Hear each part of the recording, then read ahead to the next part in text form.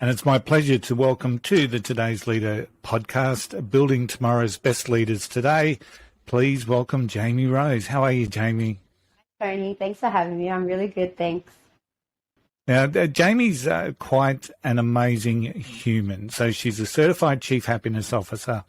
She's the host of a bold, brave TV show called The Happiness Ninja Down Under. And she is the Happiness Ninja. So, Jamie, tell us a little bit about your story. Sure, Tony. Okay, so I became a qualified positive psychology practitioner in 2015, and basically it changed my world around. Before that, I was really struggling. I had a lot of, trauma and adversity and challenges in my life, not the most stablest of upbringings, and I was really, really struggling. I went down a really dark, spiraling hole for a very long time. And then I discovered positive psychology, and I learned that I could change the way my brain functions. And I just went for it. It was the latest thing in leadership and business, and I decided to utilize it not only for that, but to help my personal life as well. Excellent, excellent. So, what is positive psychology? So, if you think of traditional psychology, it focuses on mental illness and, basically what people are doing kind of wrong in life. But positive psychology is basically the opposite of that. And it is the way to be an optimal, thriving, flourishing human being. And you can, I utilized it to turn a lot of darkness around. But it doesn't have to be, for people who are in a dark place. Like I said, this is the latest in leadership and development and the business world. And basically, companies and organizations can utilize this to get the best out of their employees. Yeah.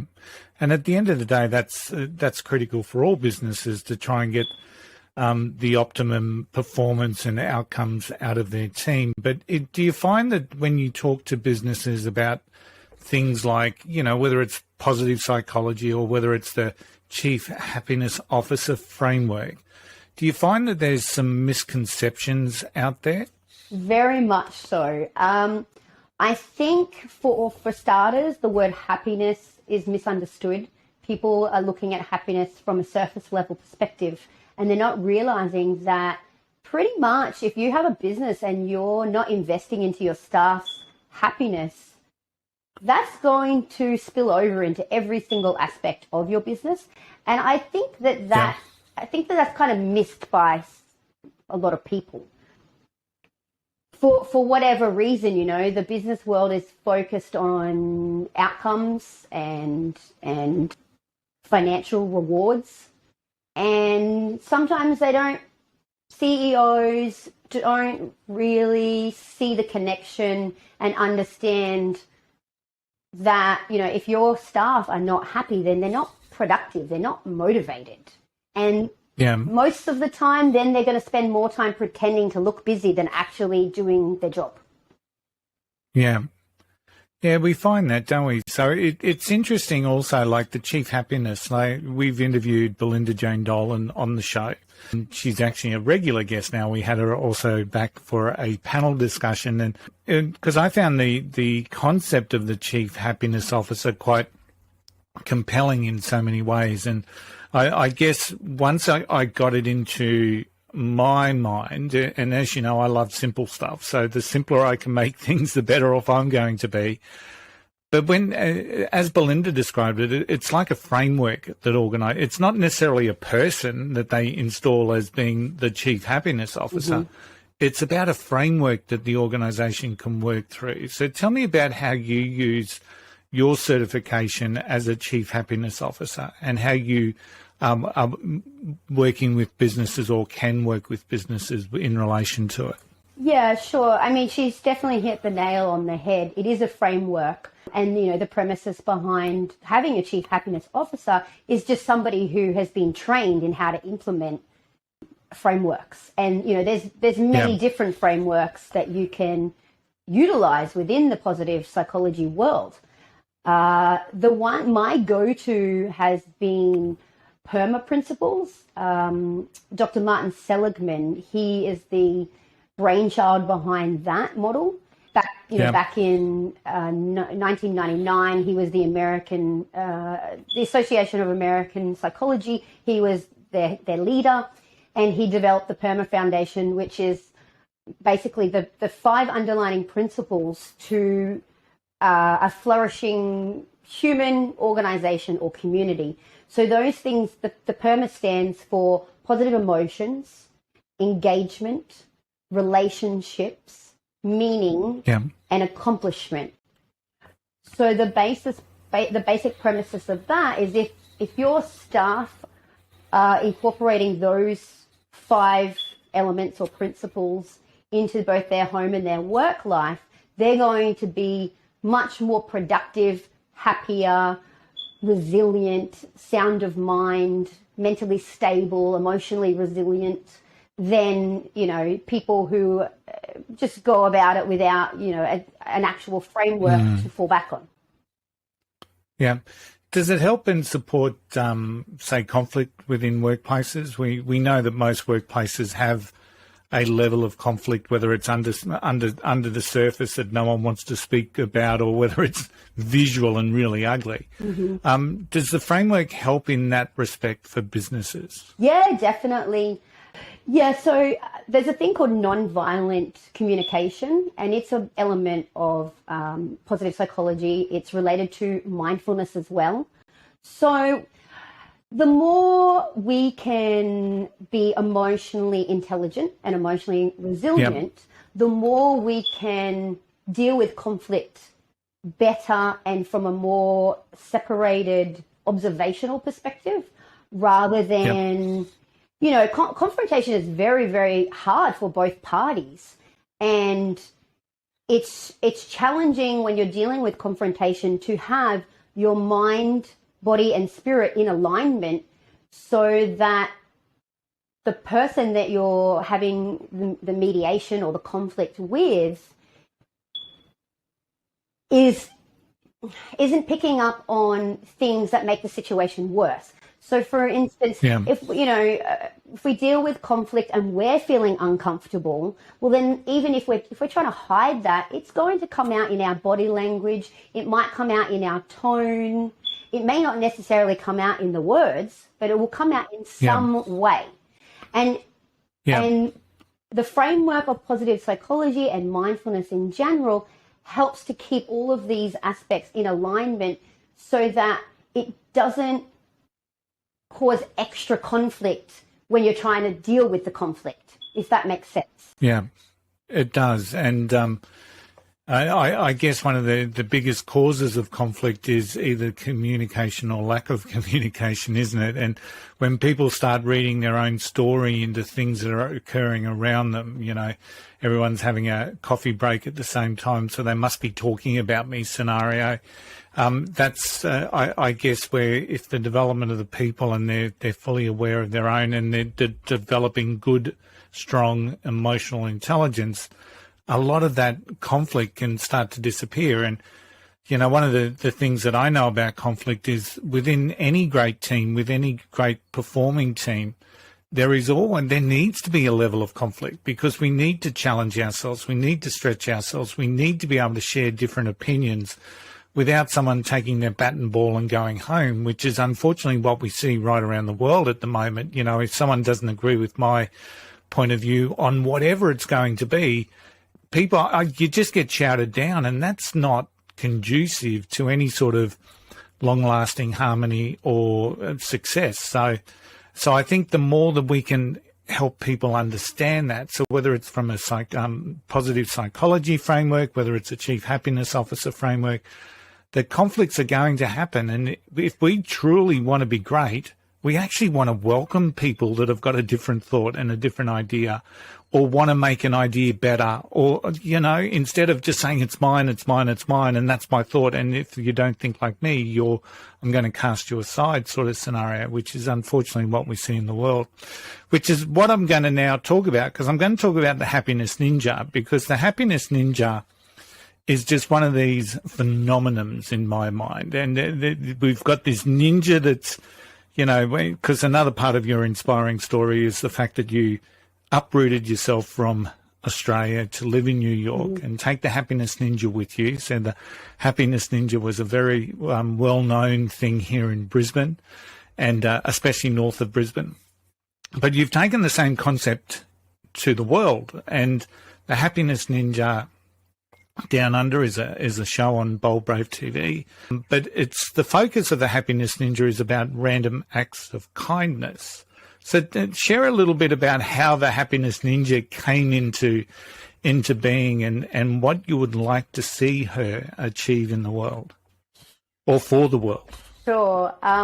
Okay, so it's a fascinating, interesting, crazy story of I literally woke up at 3 o'clock in the morning.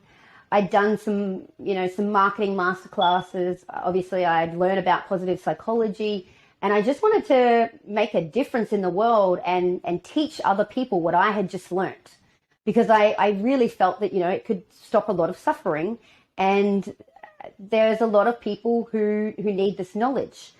And so I was working actually in prison. I had contracts with with various government organizations, and I worked in 3 prisons for a period of about 12 months. And it was during working in the prisons that I came up with this concept. I ran it by the prisoners. I wanted to see what they thought of it, because ultimately they kind of inspired the idea.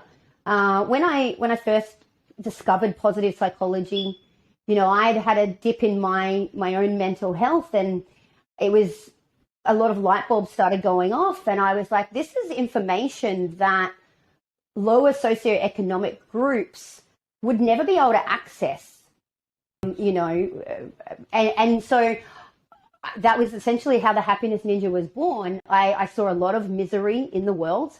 I saw this as a solution, and I wanted to educate people. I kept it as the Happiness Ninja, even though happiness, I touched on a lot of people, that's a misunderstood word. I really wanted to educate the world on what real happiness is about, not just perceived happiness and surface level materialistic, happiness that we're led to believe is the answer. Yeah. And so tell us about the random acts of kindness. So, how random are they? So the whole point is, to have no judgment, and to not think that somebody's worthy or they deserve a random act of kindness. So I literally I dress in my ninja costume, I hit the streets, and I just give out random things. It might be sitting, being on the side of a street, or it might be I just sneakily go up and pay for things, behind people in lines, or I've left things on people's doorsteps. I even once one time it was Valentine's Day, and I was having a really bad day because I had split up with my partner, and I was thinking about it a lot, and I thought, let's go and put some flowers and chocolates for Valentine's Day around Brisbane North. And I discovered a laundromat, and I thought, anyone who is in a laundromat on Valentine's Day needs some happiness. So I put a rose and some chocolates on the washing machine for them. Wow. So random things that's pretty cool. That's very, very cool. And I like the fact that, you talked about heading out even though you weren't feeling the best. And sometimes that's the best thing for people to, when they're feeling, because feeling down is an emotion that's natural for all of us. And people who say that they don't get a bit depressed at times are kidding themselves. They're either that or they're in an insane asylum or something. Mm-hmm. So, because everyone goes through the full range of emotions, but often one of the ways to get out of that is, if you're feeling bad, go do something for someone else that's in a worse position, or just go out and make someone's day. And there's so much research, and you're probably more aware of the research around that than what I ever will be. But, so much research that people that give get a bigger kick out of giving than what they do out of receiving. And, you know, this is just something that, once again, so many people in the world miss. You know, we're happy to receive, what's in it for me. But often the biggest internal kicks that we get is when we give without wanting to receive back, when we can just give to make someone's day. There's so much power behind that. And Tony, I still use that as one of my strategies to this day. If I'm having a bad day, or, you know, I've had a lot of challenges here. Like I had money stolen from me, a lot of money stolen from me. And still, I will go out and do a random act of kindness. I will give to somebody who, regardless of whether I think they're in need more than me or not, I will tip people more, you know, just because I'm trying to just show the love and spread kindness. Yeah.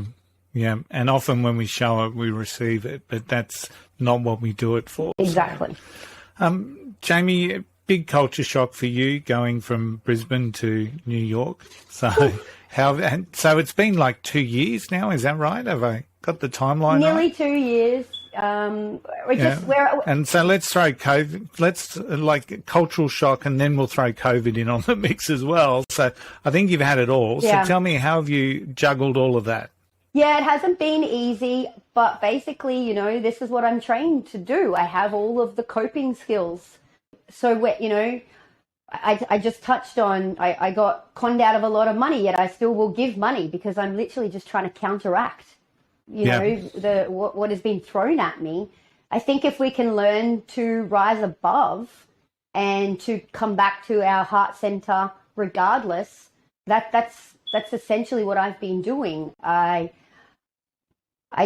try to make the most of the situation despite the challenges, despite that there's a lot of pressure here. It is a huge culture shock. It's a completely different environment to what I had anticipated.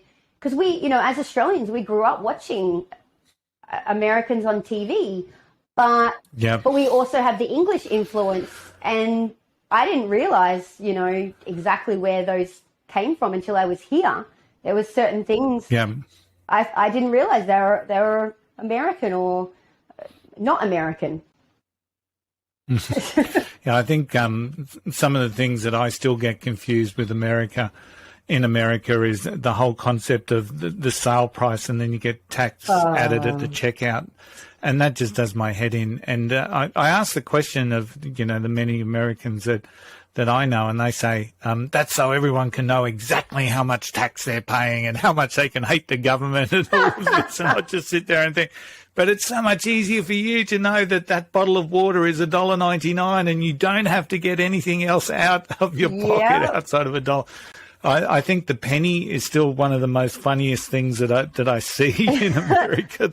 The penny, and people have just got hordes of pennies. And the other thing that I still get really confused about, and you talked about tipping, is that whole tipping service industry. And you know, the servers certainly need the tipping to be there for them to be making any sort of decent wage, but you know, here in Australia, hopefully the wages that those people are being paid actually covers that service component. So I'm never been quite sure as to where tipping ultimately came from, but obviously there was a restaurant owner somewhere that said, if I pay this person $1.99 an hour and then they get tips from the customers, to me it's a cost of doing business. I'm not sure where the whole concept came from either. I do find it very challenging. But I think what I find interesting, especially about the biggest differences between the way that Australia functions and America functions,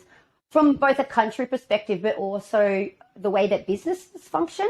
So America is very decentralized, but Australia is very centralized. And so this I've come to know that, so, you know, this whole tipping confusion and the tax confusion, that works here in America because everything is decentralized and corporations, you know, are less government run, less government funded, less government controlled. They have more of their own private controllership, I guess you could say. And so it works here, because of that. But if you try to take the same premises into Australia, into the centralized system that's so regulated, overly regulated and overly controlled, it's not going to work the same way. Yeah, yeah. So, you would say, and vice versa, if you tried correct. to take the Australian way of doing business into America, it would be incredibly challenging to implement because every state's got their own sales tax percentages, and you're absolutely right. When you've got, 51 states all doing their own little thing, I guess. Yeah. So it's quite challenging. So culturally, it must be really, really, to live in America would be quite a challenge, I'd imagine. Once you've got through that honeymoon period of, it's all new, it's all exciting, and then once it gets into, oh shit, I've got to live here now, Yeah. sort of scenario. Well, it's funny because, especially being in New York, I don't have experience of living in other parts of the country, but I know here, Yeah. so like the taxes in New York are different from the taxes in New Jersey, and New Jersey is literally just across the river. So, when you're talking about the functionality of businesses and, even down to the marketing and advertising component of businesses, these are factors that they have to take into consideration, because people from New York will literally travel across the river to buy clothes in New Jersey so that they don't have to pay the sales tax and they get it a lot cheaper. And so people in New Jersey need to be aware of this, like business owners need to be aware of this to know how they're marketing to and who they're marketing to in the right manner. Yeah. Yeah, it's all fascinating. Quite unique. It is. I remember one of the trips we took, we hired a car, we were staying at Brooklyn, and we drove out to Woodbury Commons. Is that the name of the place? It's an outlet centre right on the outskirts in New York State. So, possibly, there's a lot. And then, yeah, so we went there first, and everyone was really impressed by this particular outlet store centre, but I was less so. And we ended up coming back to a centre in New Jersey on the way back to Brooklyn. Mm-hmm. We sort of did the big loop, so to speak, and we found an outlet centre there that was just miles better and cheaper. So, yeah, I can understand exactly what you're saying. Yeah. Hey, Jamie, who's inspired you in your leadership journey? So I'd have to say Martin Seligman. You can't really go past him. He's the father of positive psychology, really. I spoke about him before. He's the one who developed PERMA. So I can't really go past him. Okay. And great leaders that you've had in the past that you can look up to, inspired by, learn from? Ooh, there's a lot of them. Belinda Jane Dolan is a big one of that. We're pretty close, her and I. I mean, I did the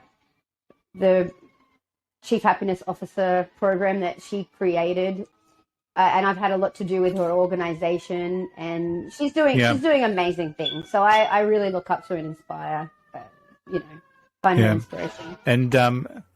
And just for all our listeners, you can tell that Jamie's in New York. We've got the fire brigade and the sirens in behind her. And you know how funny, because I totally tuned that out and that was just white noise to me. So I must be a New Yorker now. Yeah, absolutely. I don't think I sound like one, though.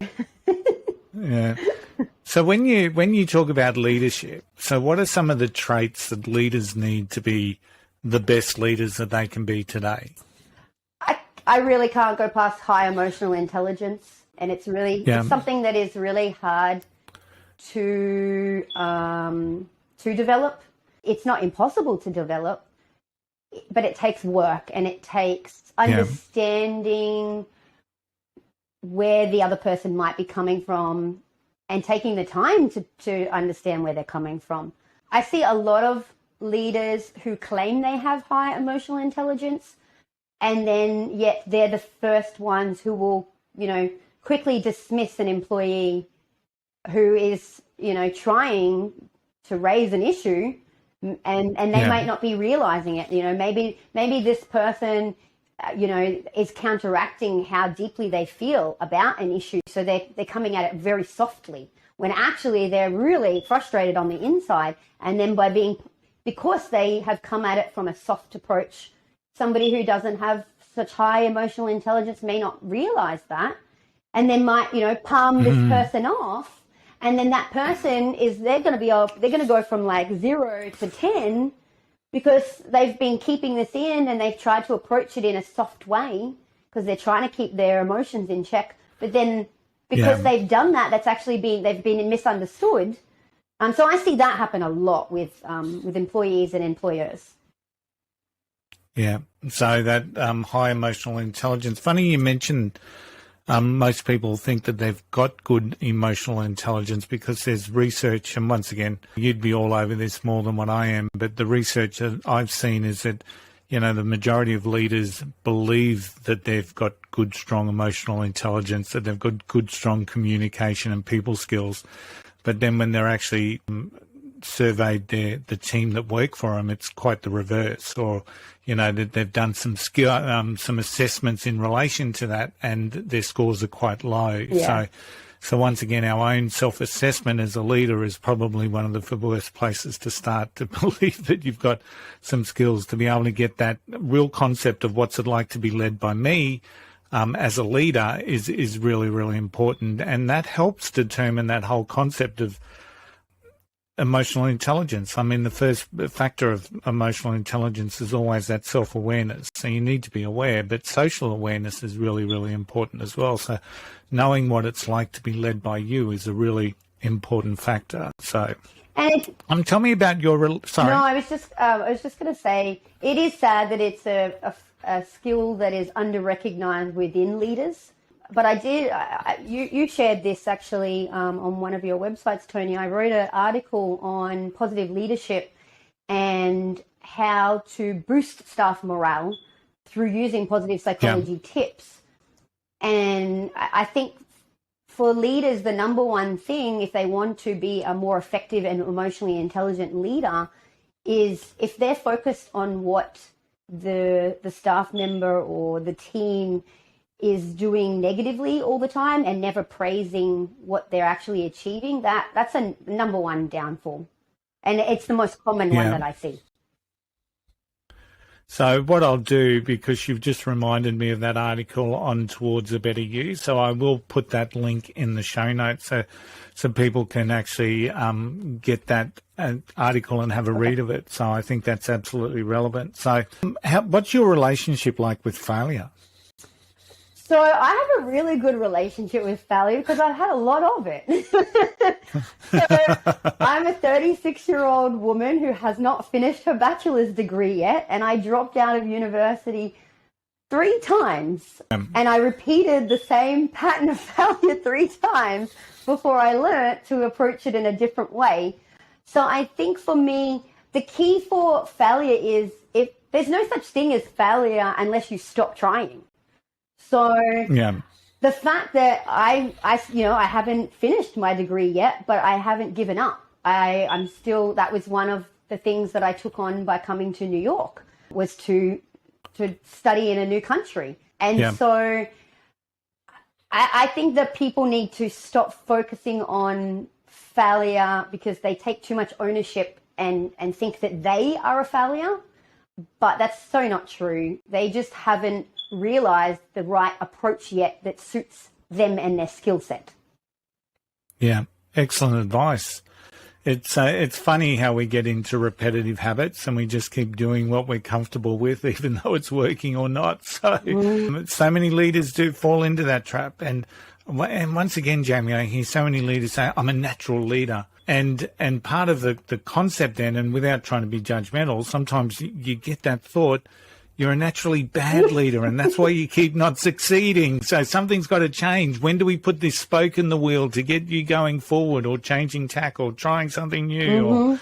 And as a coach, no doubt you have the same thing happen ongoing, where you just want to help someone see what it is that others are seeing that they're unable to see. And sometimes some of those questions that we've just got to keep being really vigilant and consistent about. One day they just click, and then they finally get it. It's like you're going for the 3rd time for your degree, and then, oh my God, that's not working. Absolutely. Happens to all of us, Jamie. So, Jamie, what's the book that's had the biggest impact on you?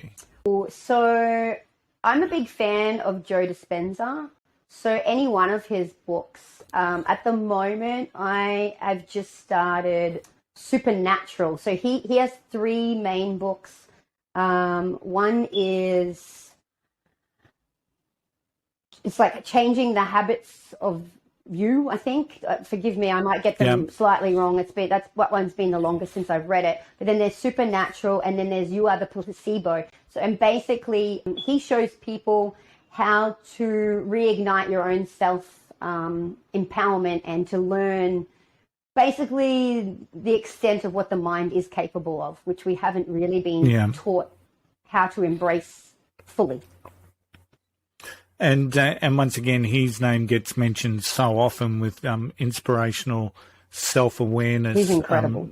In that sort of space, people tune into his videos. We actually, one of the organisations that I contract to actually had a meeting for the mentors, as I'm a mentor in that particular organisation, and they played one of Joe's videos, and it's like you can hear the penny drop as it goes around the room for some of his wisdom that suddenly starts to break through the barriers or the facade that people have. So absolutely powerful. Once again, I'll have some links in the show notes in relation to that. Jamie, for you going forward, what does it look like? What's the vision?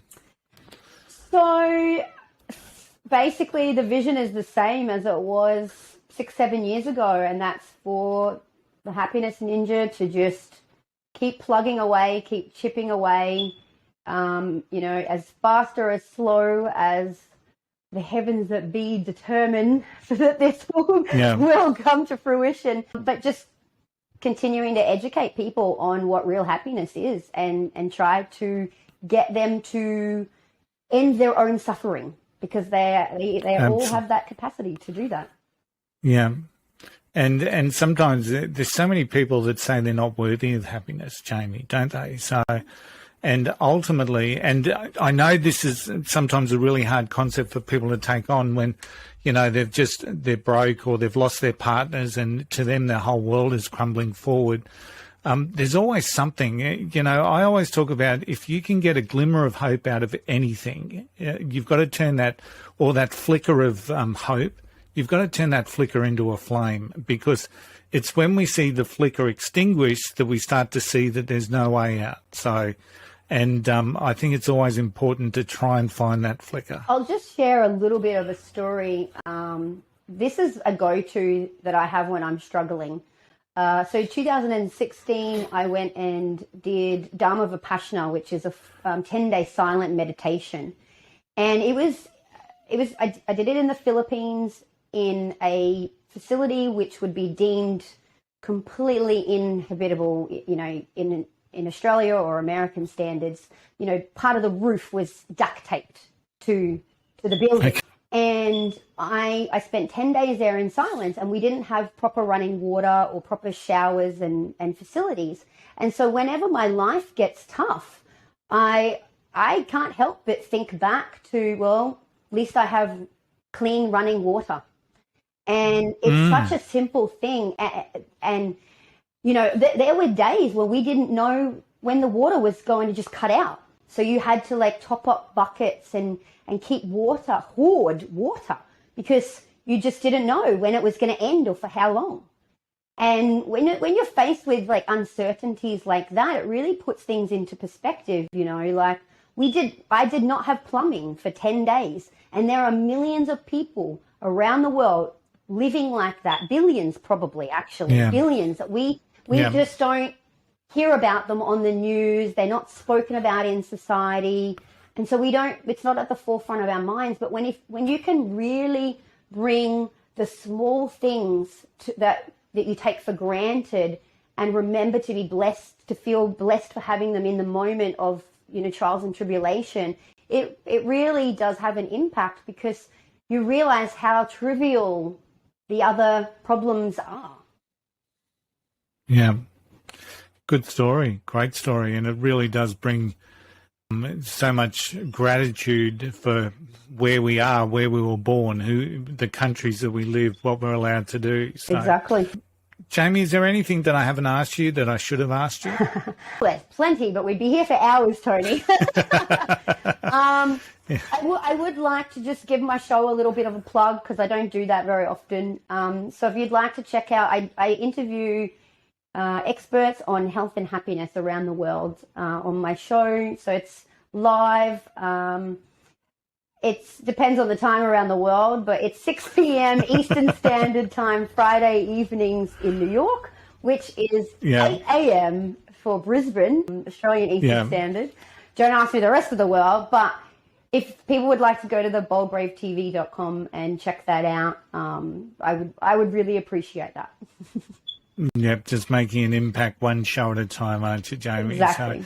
So how else can people make contact with you? So I'm on Instagram, _happiness_ninja. Pretty much you'll find me around a lot of different platforms. If you just type the Happiness Ninja in or Happiness Ninja Down Under, it pops up a lot.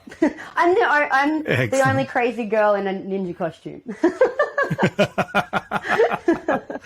Jamie, it's been an absolute pleasure once again to connect with you and to have you on the Today's Leader podcast. Thank you so much for investing in Today's Leaders. Thank you so much for having me, Tony.